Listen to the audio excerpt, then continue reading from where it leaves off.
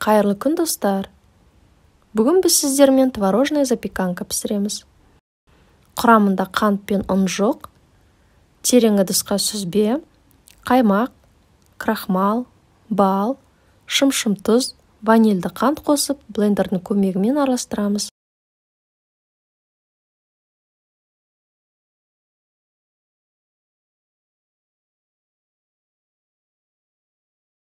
Үш жұмыртқа жарамыз.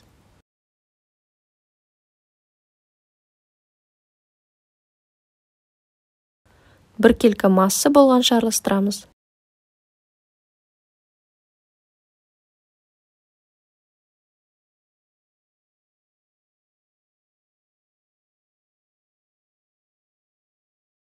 Массамызды формаға құйып, 180 градус қызып тұрған духовкаға 30 минутқа пісіруге қоямыз.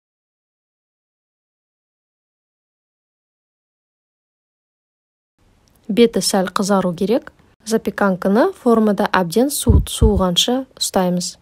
Бұндай запеканканы мен варенье, джем, не болмаса балқаймақпен жеуге ұсынар едім.